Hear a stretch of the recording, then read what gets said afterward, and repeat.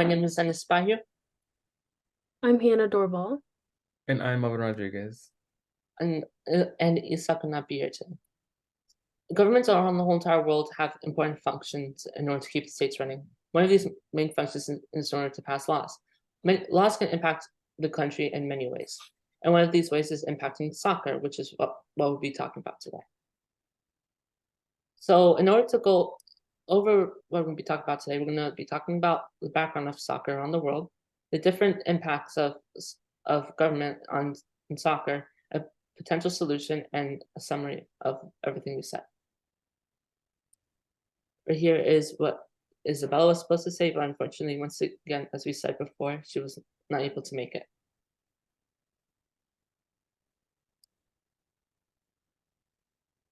These are our different perspectives. We will be covering a socio-cultural perspective, an economic perspective, an ethical perspective, and a psychological perspective.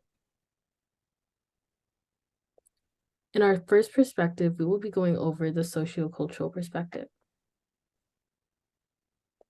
So soccer coverage is ubiquitous in Brazilian media, for example. It dominates TV, radio, newspapers, and search engines. Additionally, soccer is often portrayed in a way for poor kids to achieve fame and fortune. It is used as a form of social mobility. It is deeply ingrained in what it means to be Brazilian. It shows there's a strong affiliation between national identity and soccer in Brazil. Yeah. The data analysis displayed here shows the prevalence of certain countries in the top rankings of the World Cup. This goes to show how culture can play a role in a country's participation in a certain sport. The cultural significance. Sports can be seen as a lens to view a country through, speaking to the importance of sports in the lives of people. This is especially clear when examining the importance of soccer in the lives of Brazilians. Soccer has become integral to the fabric of Brazilian society. Now going over the economic consequences. In Brazil, there are three main ministries that impact in soccer. They are the ministries of sport, tourism, and finance. The Ministry of Sports is in control of everything related to sports, such as wanting to host the FIFA World Cup and the Rio Olympics in 2014, 2016. The Ministry of Tourism provides jobs for many Brazilians in order to help increase the tourism industry in Brazil. And finance ministry keeps in track of all the money that comes from the revenue. All of these ministries have lacked communication between all three of them, because all of the jobs provided in the FIFA World Cup and the Rio Olympics were only required for a short period of time. And with these jobs, these were not a proper solution for a long-term problem. However, even though many people would think that the money earned from the jobs people got from the FIFA World Cup and the Rio Olympics would gain a lot of money, in reality did not gain a lot of money due to the Ministry of Finance not distributing the money equally.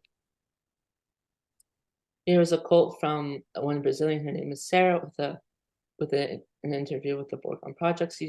She says that there was a sense of dealing with problems again, that there was still political disruption, hunger, and unemployment. This shows that even though the FIFA World Cup and the Rio Olympics help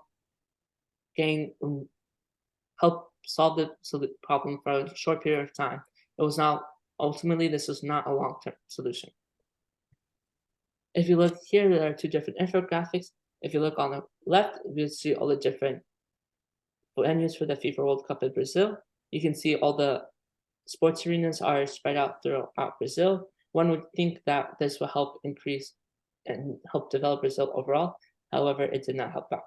And looking on the right, this is the revenue of all the leading soccer clubs in Brazil over the years. However, the graph is measured in Brazilian reals and billions. However, in order to help translate that, one Brazilian real is approximate to $200 million USD. This shows that even though the Brazilian soccer clubs make so much money, not all of this money is ending up to people's lower socioeconomic classes. Moving on to the ethical aspect.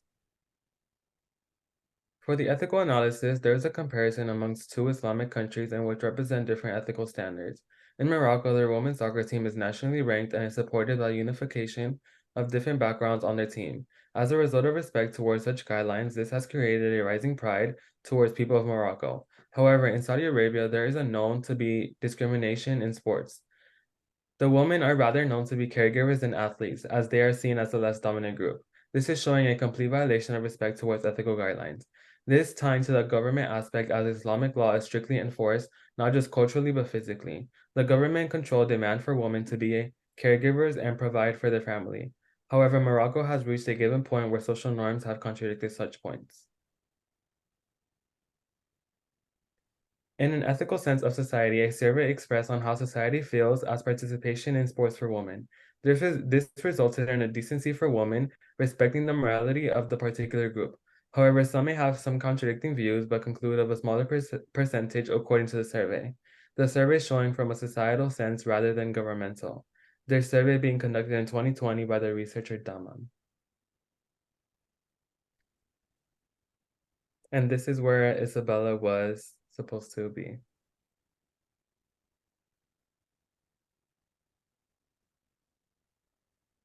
A potential resolution towards the governmental aspects of soccer in many countries can possibly be non-governmental organizations known as NGOs.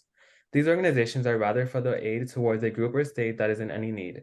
The organizations do not correlate to the typical state governments.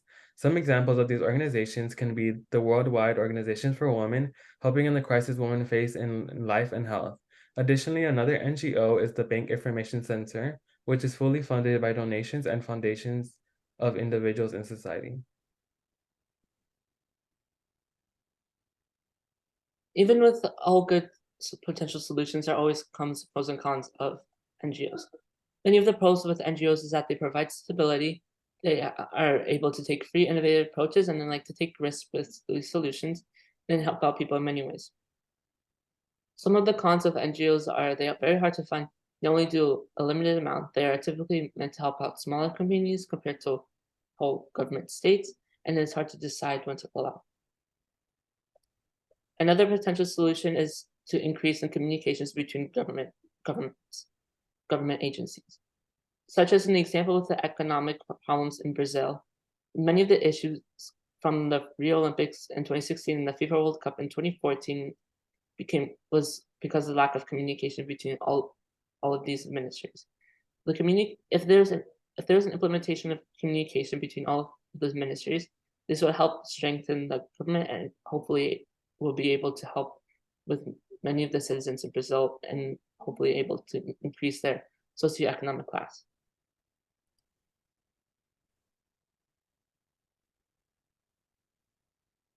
Summary. In conclusion, soccer has had a tremendous influence on cultures and societies around the globe. With influence comes many perspectives.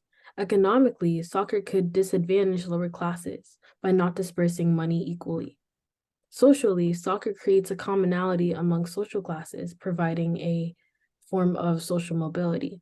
Ethically, soccer makes room for gender disparity and discrimination, while psychologically, soccer impacts self-image and relationships.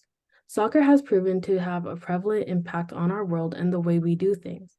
Ultimately, it is upon the government's discretion on how they rule and their view on certain topics impacts how soccer is played in their state. Your society?